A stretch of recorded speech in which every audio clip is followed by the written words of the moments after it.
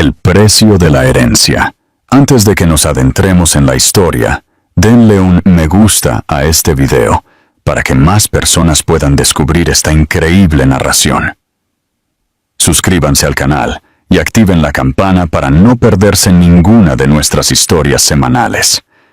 Y por supuesto, dejen un comentario con sus primeras impresiones. El aire en el tribunal de la cuarta sala de familia de Lisboa era denso, con un silencio que pesaba más que cualquier sonido. De un lado, se sentaba Diogo Correia, un titán de la industria, con su brazo posesivamente sobre los hombros de su joven y hermosa amante, Amélia Soares. Ellos susurraban y sonreían con suficiencia, irradiando una confianza que rozaba el desprecio. Del otro lado, sentada con una serenidad que era la calma antes de una tormenta, estaba Isabel Pimentel, la esposa de Diogo durante 22 años. Vestía un sencillo traje gris y sus manos reposaban tranquilamente en su regazo. No había dicho una sola palabra. Diogo la veía como una mujer derrotada, un fantasma que ya se desvanecía de su nueva y vibrante vida. Pero él estaba terriblemente equivocado. Su silencio no era una admisión de derrota. Era el sonido de una trampa que ella había planeado meticulosamente durante un año. Y en su maletín yacía un documento olvidado, que estaba a punto de convertir este impecable tribunal en un teatro de ruina. Las luces fluorescentes del Tribunal de Lisboa zumbaban una melodía monótona, un fuerte contraste con la caótica sinfonía de emociones que se desarrollaba dentro de sus paredes. Para cualquier observador casual, la escena en el tribunal de la jueza Antonia Gómez era deprimentemente común. Un divorcio de alto riesgo entre un hombre rico y poderoso y la esposa que abandonaba por una mujer más joven. Diogo Correia, de 48 años, era el epítome del éxito. Su traje era de sastrería hecha a medida. Su reloj, un Patek Philippe, que costaba más que los coches de la mayoría de la gente. Y su sonrisa era un arma que había afilado a lo largo de años de adquisiciones corporativas. Era el fundador y director ejecutivo del Grupo de Desarrollo Correia, un imperio inmobiliario que había remodelado el horizonte de la ciudad. A su lado, Amélia, de 26 años, se aferraba a su brazo. Era pura juventud vibrante y un costoso mantenimiento. Cabello rubio perfectamente liso, labios rellenos y un collar de diamantes. Un regalo reciente de Diogo que brillaba cruelmente bajo la iluminación estéril. Miraba a Isabel con una pena mal disimulada, la mirada que un ganador da al vencido. Y luego estaba Isabel. A sus 47 años exhibía su edad, y lo hacía con una dignidad tranquila que parecía enfurecer a su marido más que cualquier ataque. No había lágrimas, ni manos temblorosas, ni miradas desesperadas. Su rostro era un lago plácido que no revelaba ninguna de las turbulentas corrientes que había debajo.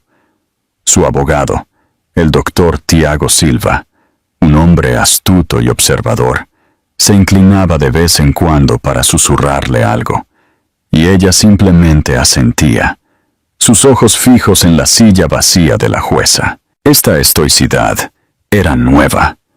¿Qué creen que descubrió Isabel para pasar de un estado de tristeza a esta calma tan aterradora? Compartan sus teorías en los comentarios. Me encantaría leerlos. La semilla y el fruto. Durante los primeros meses después de descubrir el engaño, Isabel había sido un desastre. Encontró la evidencia de la manera más cliché, una serie de mensajes explícitos en el iPad de Diogo que él había dejado descuidadamente en casa. Los mensajes entre él y Amélia no eran solo sobre encuentros físicos. Estaban llenos de burlas dirigidas a ella. La llamaban el cimiento, una necesidad fría y aburrida sobre la cual Diogo había construido su palacio, pero que pronto sería arrasada para dar lugar a una estructura más hermosa y moderna. Se reían de su vestuario práctico, de su preferencia por leer en lugar de asistir a galas y de su completa falta de ambición. Las palabras la habían destrozado más que las imágenes de sus encuentros. Durante 22 años, su falta de ambición había sido la base del éxito de él. Ella era la que gestionaba su hogar, sus finanzas, toda la vida de su hijo Paulo, para que Diogo pudiera ser el visionario, el que corría riesgos. Ella se encargaba de lo mundano, para que él pudiera ser magnífico. Ella fue la que se quedó despierta toda la noche con él, examinando planos y planes de negocios en su pequeño apartamento, cuando todo lo que tenían era un sueño. Había sido su compañera en todos los sentidos de la palabra, la coautora silenciosa y sin reconocimiento de su historia de éxito. El descubrimiento la había enviado a una espiral de dolor. Perdió peso. Lloró hasta que sus ojos se pusieron rojos. Confrontó a Diogo, quien ni siquiera tuvo la decencia de parecer avergonzado. «Isabel, por favor», había dicho, suspirando como si fuera un negocio que había salido mal. «Hace años que no somos un equipo. ¿Nos separamos? Pasa». «Amelia, ella entiende al hombre que soy ahora. Tú sigues viviendo en el pasado». Él le ofreció un acuerdo generoso, una ruptura limpia. Él se quedaría con la compañía, la casa principal y su cartera. Ella podría quedarse con el apartamento de vacaciones en la costa del Algarve, una suma de algunos millones de euros y una pensión alimenticia. Era suficiente para vivir cómodamente, pero era una miseria comparada con un imperio de casi 1.000 millones de euros que habían construido juntos. Era un paquete de compensación por cese de funciones, para una empleada de larga data, no una división justa para una esposa y socia. Ese fue el momento en que las lágrimas pararon. El dolor crudo y desgarrador se cristalizó en algo frío, duro e increíblemente claro. Vio lo que era. Un hombre que no solo había traicionado sus votos, sino que también había reescrito activamente su historia compartida para borrar por completo su papel en ella. No solo quería un divorcio, quería invalidar el trabajo de toda su vida. Contrató al doctor Tiago Silva, un abogado conocido no por sus teatros en el tribunal, sino por su enfoque meticuloso, casi quirúrgico, en el derecho corporativo y de familia. En su primera reunión, ella todavía estaba frágil, pero un destello de resolución estaba allí. «Él piensa que soy una tonta, doctor Silva», había dicho con una voz tranquila, pero firme. «Él piensa que soy la simple ama de casa que ha estado diciendo a todo el mundo que soy. Se olvidó de quién era yo antes de ser la señora Correia». Luego le contó una historia que se remontaba a más de 2 décadas, a un tiempo antes del grupo de desarrollo Correia, antes de los rascacielos y los aviones privados. Una historia sobre una joven con una sorprendente herencia y un abuelo astuto y amoroso que había visto la ambición en Diogo Correia mucho antes que ella, y que también había reconocido el peligro potencial en ella. Durante el año siguiente, Isabel siguió una rutina disciplinada. Aceptó las sesiones de mediación, donde permaneció en su mayoría en silencio, dejando que los arrogantes abogados de Diogo dictaran los términos, todos los cuales ella rechazó cortésmente a través del doctor Silva. Dejó que Diogo y Amelia hicieran alarde de su relación, soportando la humillación de verlos en periódicos y blogs de sociedad. Los susurros la seguían por el supermercado y en el club de campo, donde ya no se sentía bienvenida. «Pobre Isabel», decían, «se dejó ir. No es de extrañar que la dejara». A absorbió todo. El dolor, la pena, la condescendencia, lo transformó en combustible.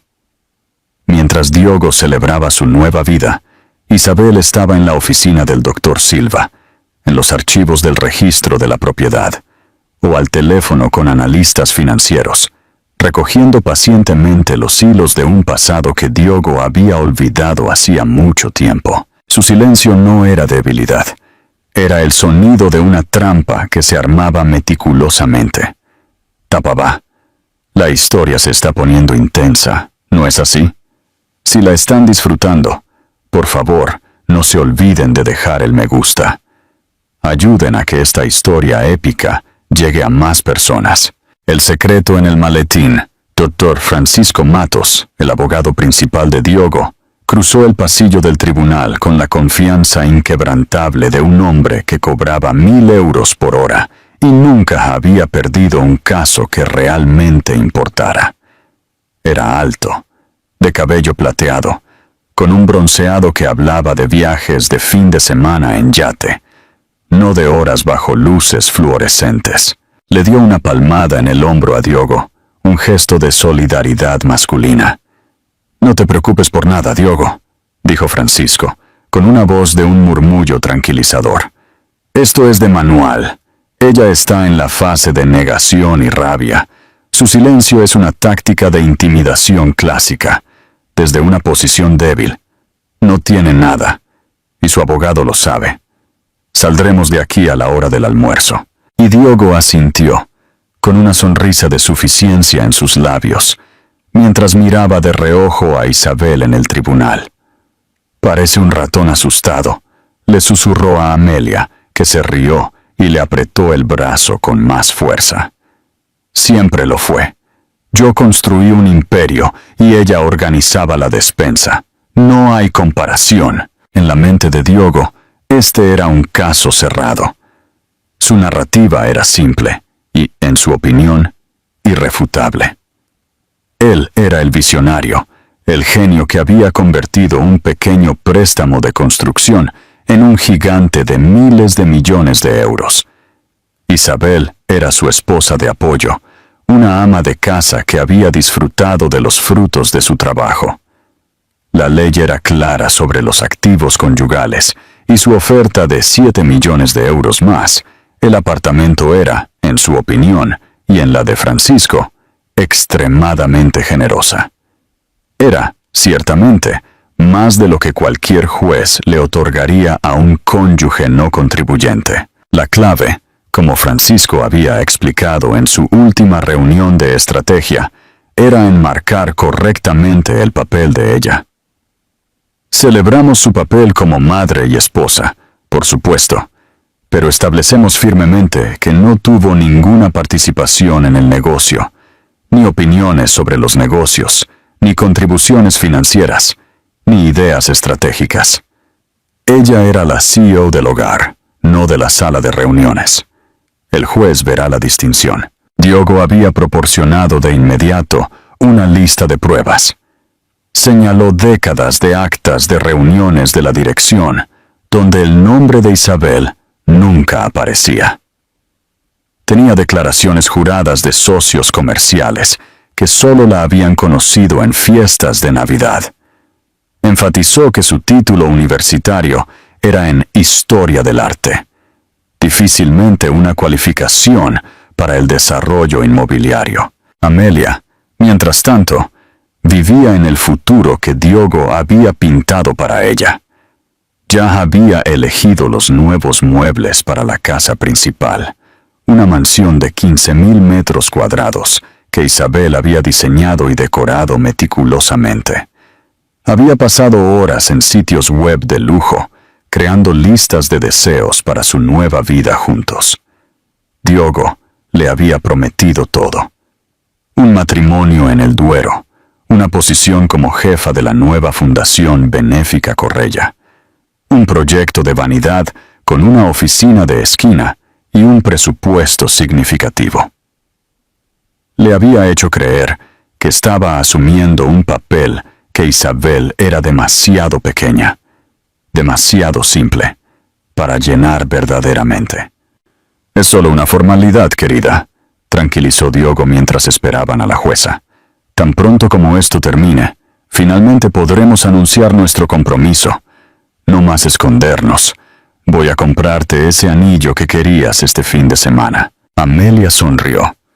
El anillo era un diamante canario impecable de 8 quilates que habían visto en una joyería privada. Su precio era más que el salario anual de la mayoría de los directores ejecutivos. Para ella, era un símbolo de su victoria. La arrogancia de Diogo era una fortaleza construida, ladrillo, a lo largo de 2 décadas de éxito. Cada negocio que cerraba, cada edificio que se levantaba bajo su nombre, cada perfil adulador en las revistas, había reforzado su creencia en su genio singular. Hace mucho tiempo se había convencido de que lo había hecho todo solo. Las primeras contribuciones de Isabel, su apoyo emocional, los sacrificios que hizo, todo se había desvanecido de su memoria y dictado de la historia oficial que se contaba a sí mismo y al mundo. Y Francisco Matos sentía la misma confianza. Había interrogado a Isabel unas semanas antes. Ella había sido educada, tranquila, y sus respuestas breves. ¿La señora Correia alguna vez asistió a una reunión de la dirección del grupo de Desarrollo Correia? Le había preguntado Francisco. No, respondió Isabel. ¿Alguna vez negoció directamente un negocio de adquisición de tierras? No. ¿Tuvo algún papel profesional, remunerado o no, dentro de la estructura corporativa? No. Era perfecto. Ella estaba admitiendo todo. Francisco había terminado el interrogatorio sintiéndose completamente triunfante. El doctor Tiago Silva simplemente se había sentado allí tomando notas, con una pequeña sonrisa indescifrable en su rostro. Francisco lo había desdeñado como la falsa bravata de un abogado que sabía que estaba en desventaja. El hombre había traído un cuchillo a una pelea de misiles, así que, mientras se sentaban en el tribunal, el equipo de Diogo, Amelia, Diogo y Francisco, era una imagen de victoria relajada e inevitable. Veían el proceso no como una batalla, sino como una coronación de su nueva realidad. Veían el silencio de Isabel como la bandera blanca de la rendición. No tenían idea de que era la silenciosa y paciente cuenta regresiva de una bomba, la cláusula de turpitud moral. Para entender el documento que esperaba en el maletín del doctor Tiago Silva, uno tenía que retroceder 23 años al registro polvoriento de un abogado en un pueblo mucho más pequeño y a un hombre llamado Carlos Pimentel. Carlos era el abuelo materno de Isabel, un hombre forjado por las dificultades de la posguerra y el pragmatismo. No era ostentoso. Había construido una exitosa empresa de construcción regional a través de negocios de apretón de manos, una obsesión por la calidad y una asombrosa habilidad para leer a la gente. Adoraba a Isabel, su única nieta. Le había enseñado a leer un mapa topográfico, a estimar los costos de la madera y, lo más importante, a ver el cimiento de una cosa, ya fuera un edificio o la ambición de una persona. Cuando Isabel llevó a Diogo a casa por primera vez, Carlos fue educado, pero tranquilamente observador. Diogo era encantador, guapo y lleno de sueños embriagadores. Hablaba de torres y de imperios, de cambiar la faz de la ciudad. Isabel, que estaba profundamente enamorada, fue arrastrada por su visión. Carlos vio algo más. Vio una ambición tan vasta que rozaba la avaricia. Vio a un joven que estaba enamorado de Isabel. Sí, pero que también estaba enamorado de la idea de lo que ella podría ayudarlo a hacer. Un año después, Carlos falleció, dejando a Isabel toda su herencia. No era una fortuna asombrosa para los estándares actuales, pero para una joven de 24 años, a principios de la década de 2000, era una suma que cambiaba la vida. Poco más de 850,000 euros en efectivo y acciones. Diogo estaba extasiado. «¡Esto es todo, Isa!», exclamó, extendiendo planos por el suelo de su pequeño apartamento. «Este es el capital inicial. Esto es lo que lanza todo. Podemos evitar los bancos, los inversores escépticos. Podemos hacerlo a nuestra manera». Isabel, ansiosa por demostrar su fe en él, estaba lista para entregarle la cantidad total para que comenzara su empresa. Pero había una condición en el testamento de Carlos, una última pieza de protección paternal. Su herencia solo podía ser accedida a través de un fondo fiduciario especialmente estructurado. Carlos fue muy específico. Quería asegurarse de que su futuro estaría siempre seguro, no importaba qué. Así nació el Fondo Legado C. Pimentel. Era un instrumento legal complejo, diseñado por un hombre que entendía tanto la construcción como la deconstrucción. Isabel era la única beneficiaria. Diogo, a su dirección, sería nombrado el fideicomisario gerente, dándole el poder de invertir y usar los fondos para construir su negocio. Podía cobrar un salario, reinvertir las ganancias y operar con una libertad significativa. Aparentemente, daba a Diogo lo que él quería, pero profundamente enterradas en las cláusulas del fondo, había dos frases escritas en denso lenguaje legal, que eran la pura e inalterable esencia de Carlos Pimentel. La primera era la cláusula de la semilla y el fruto. Estipulaba que el capital inicial del fondo, los 850,000 euros, se consideraría legalmente la semilla de cualquiera y todas las empresas comerciales que financiara. Por lo tanto, el fondo en sí, no Diogo Correia personalmente, mantendría perpetuamente un interés de control del 51%. El fruto principal de esa semilla, que era la empresa inicial, Correia Construções, LDA. Este interés de control se extendería automáticamente a cualquier sociedad gestora de participaciones sociales, holding, corporación matriz o entidad subsiguiente que creciera a partir de los activos o ganancias de la empresa original. Durante 23 años, Diogo había operado bajo la suposición de que poseía el 100% de su imperio. Había olvidado que el primer puñado de tierra en que plantó nunca fue realmente suyo. La segunda cláusula era aún más personal. Era una cláusula de turpitud moral y deber fiduciario. Carlos había visto el fuego en Diogo, pero también el potencial de que se saliera de control. La cláusula establecía que si el fideicomisario gerente, Diogo, cometiera algún acto que pudiera definirse legalmente como que traía deshonra al nombre de la familia, o si fallase en su deber fiduciario de actuar en el mejor interés de la única beneficiaria, Isabel, lo que incluía el acto de infidelidad conyugal que conducía a un divorcio, su papel como fideicomisario gerente sería terminado de inmediato. Además, tras la rescisión, todo el control operativo y los derechos de voto del 51% del fondo revertirían completa e irrevocablemente a la beneficiaria. Cuando el fondo fue firmado, Diogo apenas había hojeado el documento. Era un joven con prisa, cegado por la avaricia. Las cláusulas parecían un disparate legal arcaico, las cavilaciones de un anciano sobreprotector. Él firmó, cogió el dinero y lanzó su empresa. El documento original del fondo fue archivado, una copia entregada a Isabel, quien la guardó en una caja fuerte. Durante 22 años permaneció inactivo. La empresa de Diogo se transformó de Correia Construções, LDA, a Grupo de Desarrollo Correia.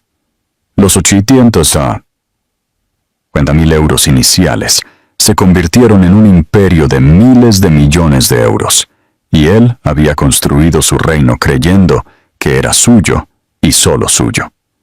Había olvidado el cimiento.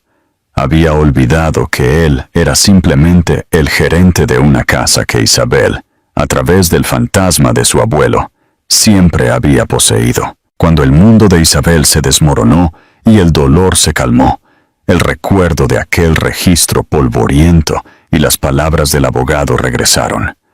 Fue al banco, sus manos temblando mientras desbloqueaba la caja fuerte. Allí estaba, en un sobre de papel manila descolorido, el fondo legado C. Pimentel. Lo leyó una vez, luego dos, su corazón latiendo con fuerza. El denso lenguaje legal que la había confundido de joven ahora era cristalino. La cláusula de la semilla y el fruto, la cláusula de turpitud moral. Todo estaba allí. Su abuelo, desde la tumba, le había entregado un arma de poder inimaginable. Él había visto el futuro y había construido un fortín para su nieta. Este era el secreto que compartió con el doctor Tiago Silva.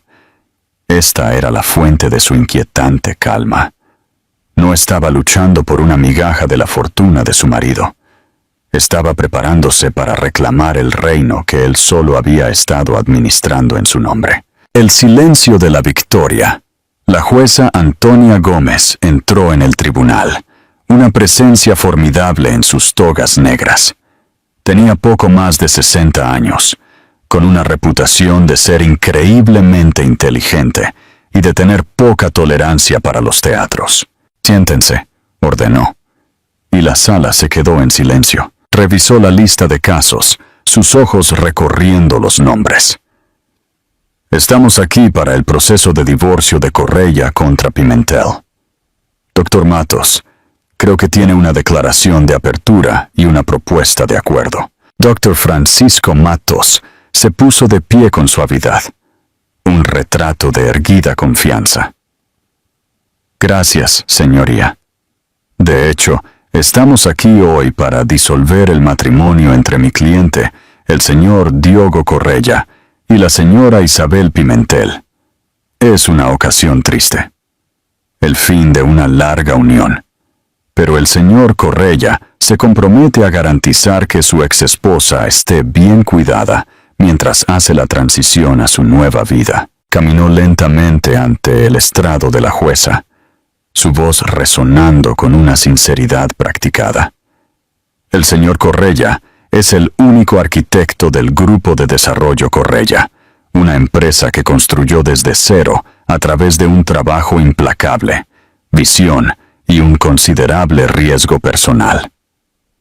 La señora Pimentel, por su propia admisión en la declaración, desempeñó el valioso, pero no empresarial, papel de ama de casa y madre.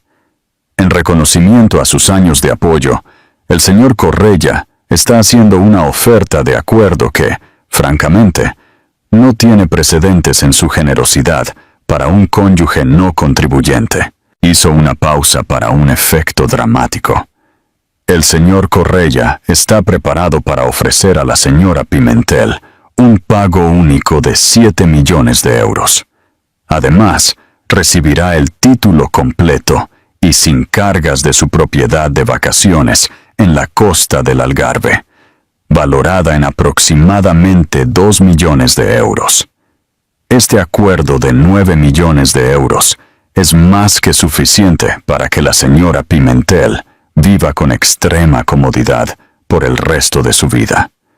Creemos que esto no es solo justo, sino extraordinariamente generoso, y esperamos resolver este asunto hoy». Se sentó.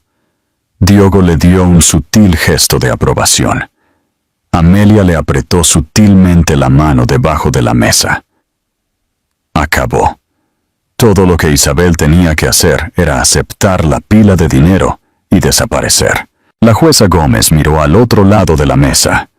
Doctor Silva, su respuesta. Doctor Tiago Silva se puso de pie. Era el opuesto físico de Francisco Matos. Más bajo, más compacto. Su traje funcional, en lugar de vistoso, irradiaba una tranquila competencia. Señoría, comenzó su voz tranquila y uniforme. Agradecemos al doctor Matos por su actuación y rechazamos respetuosamente la oferta de su cliente. Un murmullo recorrió la pequeña galería. Diogo se puso rígido, su frente arrugándose con fastidio. Francisco Matos simplemente parecía divertido.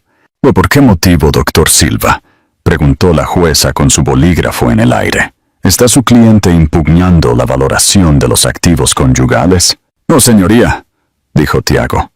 Estamos impugnando la propiedad. Esta vez el murmullo fue más fuerte. Francisco Matos soltó una carcajada corta e incrédula. Diogo se inclinó hacia él. ¿De qué diablos está, tonto? Hablando. ¿La propiedad? ¿Yo soy dueño de mi empresa? La jueza Gómez golpeó ligeramente con su martillo. Orden. Explíquese, doctor Silva. Ciertamente, señoría. El doctor Matos tiene razón en que mi cliente no estaba en la dirección del Grupo de Desarrollo Correia. Tiene razón en que ella no negoció acuerdos en la forma actual de la empresa. Su narrativa está meticulosamente construida y es precisa hasta el punto en que comienza. Pero él comenzó la historia a mitad.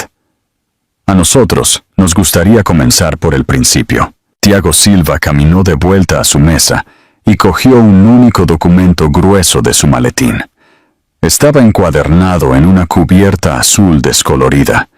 El papel amarillento por el tiempo. El señor Correia fundó su primera empresa, Correia Construções, LDA, hace aproximadamente 23 años. El doctor Matos se refirió a esto como algo construido desde cero, quizás con un pequeño préstamo comercial. Esto es inexacto. La empresa no fue financiada por un préstamo. Fue financiada en su totalidad por una única fuente, una inversión de 850.000 euros. Tiago hizo una pausa dejando que la declaración quedara en el aire. Miró directamente a Diogo, cuyo rostro había pasado de fastidiado a confundido. Estaba buscando en su memoria, los engranajes girando. Este capital, continuó Tiago, su voz bajando ligeramente, no provino del señor Correia, provino de mi cliente, la señora Isabel Pimentel, como el único desembolso de una herencia que le dejó su abuelo, el señor Carlos Pimentel. El aire en la sala cambió. Amelia miró a Diogo, un destello de incertidumbre en su rostro. La mandíbula de Diogo estaba tensa. Recordaba el dinero, claro, pero siempre lo había considerado un regalo, una inversión conjunta en su futuro que se había convertido en su éxito. Francisco Matos se puso de pie. Señoría, objeción. Incluso si esto es cierto, lo que necesitaríamos verificar, el dinero dado al comienzo de un matrimonio es un activo conyugal. No le da a la señora Pimentel la propiedad de una corporación de 1.000 millones de euros 23 años después. Es una contribución, y la oferta de 9 millones de euros más que generosamente reembolsa esa suma inicial. La jueza Gómez miró a Tiago. Tiene un punto, consejero. ¿A dónde quiere llegar con esto? Doctor Tiago Silva esbozó el más ligero de los sonrisas. Era la misma expresión indescifrable que había usado en el interrogatorio. Señoría, no fue un regalo, no fue un préstamo. Fue una inversión regida por un contrato legalmente vinculante. Un contrato que el propio señor Correia firmó. Caminó hacia adelante y colocó el documento encuadernado en azul en la secretaría del secretario para que fuera marcado como una prueba. Presento al tribunal la prueba A, el acuerdo de fondo fiduciario fundacional para el fondo legado C. Pimentel, fechado el 14 de mayo de 2002. Diogo Correia miró el documento como si fuera una serpiente. El nombre resonó en las distantes bóvedas de su memoria. Un trozo de papelería vieja y aburrida que había firmado apresuradamente en un arrebato de ambición juvenil. Un obstáculo entre él y el dinero que necesitaba. Nunca había vuelto a pensar en ello. Hasta ahora, Isabel permaneció perfectamente quieta, con las manos cruzadas en su regazo. Su expresión no había cambiado. Simplemente miró a su marido, sus ojos desprovistos de odio o rabia, llenos solo de una profunda calma. Sabía que este momento llegaría y sabía lo que vendría a continuación. ¿Qué creen que dirá la jueza después de leer el documento? ¿Creen que Diogo tiene alguna salida? ¿La tensión es palpable? Dejen sus predicciones en los comentarios ahora mismo. La destrucción de un imperio, un acuerdo de fondo fiduciario. La voz de la jueza Gómez fue aguda, cortando la tensa atmósfera. Cogió el documento del secretario, sus ojos expertos evaluando de inmediato su antigüedad y autenticidad. «Doctor Matos, ¿estaba usted al tanto de este documento?» Francisco Matos estaba de pie, pareciendo aturdido por primera vez en su vida profesional. «No, señoría. Este documento no fue presentado durante el proceso de descubrimiento». «Con el debido respeto, señoría», interpuso Tiago Silva con suavidad. «Las peticiones de descubrimiento del doctor Matos eran para todos los documentos relacionados con el Grupo de Desarrollo Correia. Este documento es anterior a esa entidad. Se refiere a Correia Construções, LDA, y al fondo que la financió. Cumplimos completamente». Fue una magistral pieza de abogacía, una declaración técnicamente verdadera que había ocultado una bomba nuclear. El rostro de Francisco Matos se ruborizó de ira. Había sido engañado. Diogo ahora estaba inclinado hacia adelante, sus nudillos blancos mientras se agarraba al borde de su mesa. Susurraba furiosamente a Francisco: «No es nada. Es solo una cosa vieja de la familia. Diles que es irrelevante». La jueza Gómez ignoró el alboroto. Se puso unas gafas de lectura y comenzó a leer el documento en silencio. El tribunal estaba tan tranquilo que el crujido del papel viejo sonaba como una hoguera crepitando. Isabel observó el rostro de la jueza, esperando el destello de comprensión. Tardó unos 3 minutos. Las cejas de la jueza se levantaron. Volvió a leer un pasaje. Luego miró lentamente por encima de sus gafas. Primero a Tiago Silva, luego a un pálido Diogo Correia. Su expresión era de profunda fascinación legal. «Doctor Silva», dijo su voz ahora con un nuevo tono de gravedad. «¿Le gustaría dirigir al tribunal a los pasajes relevantes?» «Con mucho gusto, señoría», respondió Tiago. «Primero lo dirigiría al artículo 4, sección B, que llamamos la cláusula de la semilla y el fruto». La jueza Gómez encontró la sección. «Por favor, léala para que conste en acta, doctor Silva». Tiago se aclaró la garganta. «El capital inicial de este fondo del Aravante, denominado el capital semilla, si es invertido en una nueva empresa comercial gestionada por el fideicomisario designado, otorgará al fondo un interés de control perpetuo e inmutable del 51% en dicha empresa. Este interés se extenderá automáticamente a cualquier y todas las entidades sucesoras, corporaciones matrices o sociedades gestoras de participaciones sociales que sean un resultado financiero directo del crecimiento, las ganancias o los activos de la empresa inicial». Un jadeo colectivo recorrió el tribunal. Francisco Matos se levantó de un salto. «Señoría, eso es inaplicable. Es un contrato abusivo. Mi cliente nunca habría firmado sabiendo el control de su empresa». «Firmó. ¿No es así, doctor Matos?». La jueza respondió con la mirada, afilada como pedernal. Señaló la última página. La firma aquí parece ser la suya. Señor Correia, ¿es esta su firma? Diogo solo pudo mirar sin palabras. Era su firma, su propio garabato juvenil y arrogante. La jueza continuó, su voz fría. El documento parece haber sido ejecutado y autenticado correctamente. Abusivo o no, es un asunto para otro día. Por ahora, es un contrato. Y se pone peor, ¿no es así, doctor Silva? Así es, señoría, dijo Tiago, su voz resonando con un poder tranquilo. Ahora lo dirigiría al artículo 6, sección D, la cláusula de turpitud moral y deber fiduciario. Amelia, que había estado escuchando con una creciente sensación de confusión y pavor, ahora parecía completamente perdida. El lenguaje legal era un idioma extranjero, pero el tono en la sala era inconfundible. Algo estaba terriblemente mal. La jueza Gómez leyó la cláusula para sí misma primero. Sus labios se tensaron en una línea sombría. Luego, miró directamente a Diogo Correia, sus ojos llenos de algo parecido a pena. «Doctor Silva», ordenó la jueza, «por favor, lea la sección D en voz alta para el tribunal». La voz de Tiago Silva fue clara y deliberada. Cada palabra un golpe de martillo sobre el yunque de la vida de Diogo.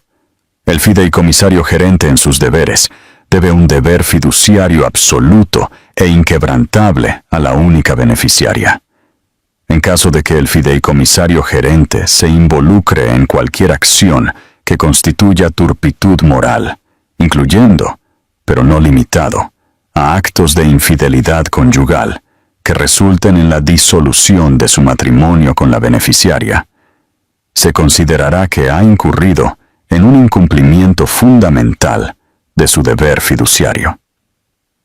Ante tal incumplimiento, el papel del fideicomisario, todos los privilegios salariales asociados y el control operacional serán terminados de inmediato e irrevocablemente. Tiago tomó aliento antes de pronunciar la última frase devastadora. Tras dicha rescisión, todos los derechos de voto y la autoridad operacional sobre los activos del fondo, incluyendo su interés de control del 51% en la empresa y todas las entidades sucesoras, revertirán en su totalidad al control único y exclusivo de la beneficiaria, la señora Isabel Pimentel. Silencio. No el silencio de antes. Era un silencio muerto y sofocante, el tipo que sigue a una explosión masiva. El mundo de Diogo Correia, cuidadosamente construido, su imperio, su identidad, todo había sido un espejismo. No era el rey. Era un gerente, un empleado de larga data, que acababa de ser despedido por el accionista mayoritario silencioso de la empresa, y el motivo de su despido era su aventura con la mujer, sentada justo a su lado. El peso completo de la situación cayó sobre él. La sonrisa de suficiencia había desaparecido, sustituida por una máscara de horror con la mandíbula caída. Su rostro, generalmente tan bronceado y vibrante, se había puesto de un blanco pálido y enfermizo. Miró a Isabel, la miró de verdad por primera vez en años. Su rostro tranquilo y silencioso ya no era el de una víctima. Era el rostro del verdugo. Por un largo momento, nadie se movió. Las palabras del acuerdo de fondo fiduciario flotaban en el aire como humo tóxico.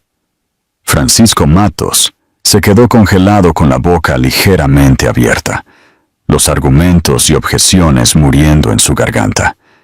Era un abogado brillante, pero era un cirujano, no un hacedor de milagros. No podía resucitar a un paciente que acababa de ser decapitado. El primero en romper el silencio fue Diogo. No fue un rugido de indignación o una súplica de piedad. Fue un susurro sofocado y desesperado. No, esto no puede ser real. Es un truco. Se giró hacia Isabel, sus ojos salvajes de pánico. «Isa, ¿qué es esto?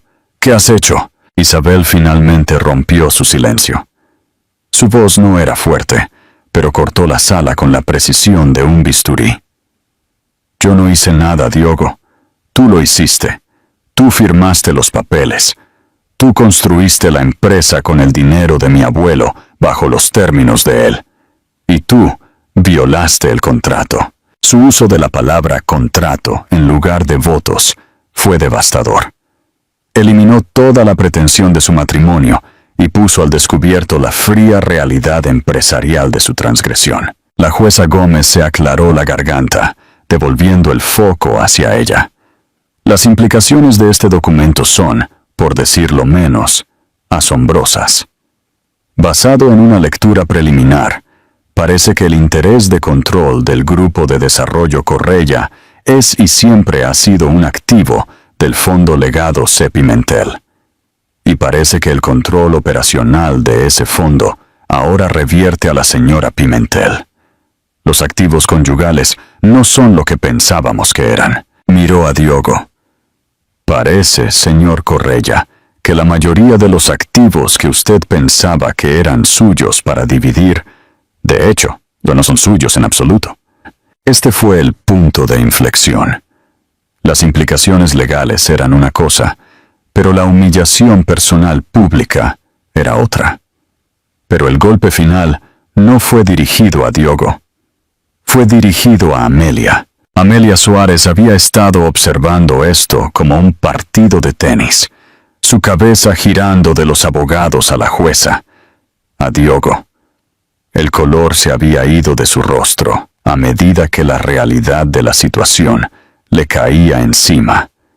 El dinero, la casa, la fundación, el estatus, todo estaba ligado a la propiedad de la empresa por parte de Diogo.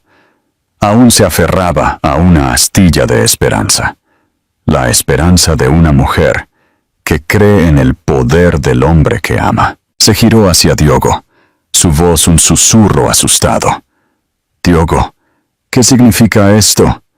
Dime qué significa esto». Antes de que Diogo pudiera responder, la jueza Gómez habló, su voz no dejando lugar a ilusiones.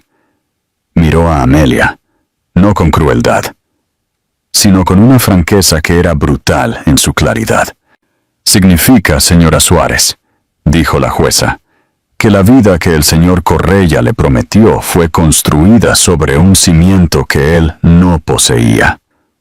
La fortuna que usó para encantarla, las casas que le ofreció, la misma empresa que le da su nombre, según este documento, más de la mitad de todo, siempre ha pertenecido a la señora Pimentel». La jueza luego dio el golpe fatal. Volvió a mirar el documento del fondo fiduciario, y también significa que cualquier promesa que le hizo sobre su futuro financiero fue una promesa hecha con activos que nunca fueron suyos para dar. Esa fue la frase que destrozó a Amelia Suárez. No se trataba solo del dinero, era la aniquilación completa y total de su realidad. No era la joven hermosa que había capturado el corazón de un rey poderoso, era la tonta que había sido seducida por un bufón de la corte, un hombre que había estado usando una corona prestada todo el tiempo. El diamante canario en su cuello de repente se sintió como un trozo de vidrio barato. Las sonrisas de suficiencia que había compartido con Diogo, las miradas de pena que había dado a Isabel, todo regresó a ella, reformulado bajo una nueva y horrible luz de su propia credulidad. No había ganado. Había sido un peón en un juego que ni siquiera sabía que se estaba juzgando. El mismo instrumento de la autodestrucción de su supuesto amante. Su respiración se quedó atrapada.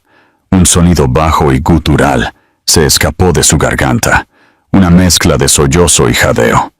Su rostro perfectamente maquillado se contorsionó en una máscara de pura agonía. El mundo en el que tan confiadamente había planeado entrar acababa de evaporarse en el aire, revelando un abismo abierto debajo de sus pies. ¡No!, gimoteó agitando la cabeza. «No, él me lo prometió». Sus ojos se pusieron en blanco. Su cuerpo se aflojó y se deslizó del lado de su silla, colapsando en el suelo del tribunal, en un montón de tejido de diseñador y sueños destrozados. El caos estalló. El oficial de justicia se apresuró a avanzar. «Código azul en la sala 4B», gritó en su radio. Francisco Matos se esforzó por ayudarla, mientras Diogo solo miraba su forma encogida en el suelo, su mente finalmente completamente rota por la magnitud de su ruina. Y, a través de todo esto, Isabel Pimentel se sentó perfectamente quieta. No miró a Amelia en el suelo, no miró el rostro horrorizado de su marido. Simplemente miró hacia adelante, a la jueza. Su expresión inmutable, su silencio tranquilo y digno, finalmente había sido entendido. No era el silencio de la derrota, era el silencio de la victoria. ¡Qué final de capítulo! Si te gustó esta historia, suscríbete para más dramas de la vida real. Comparte este video con un amigo y, lo más importante, deja un comentario con tus pensamientos. ¿Qué lección sacas de la historia de Isabel? Hablemos de ello.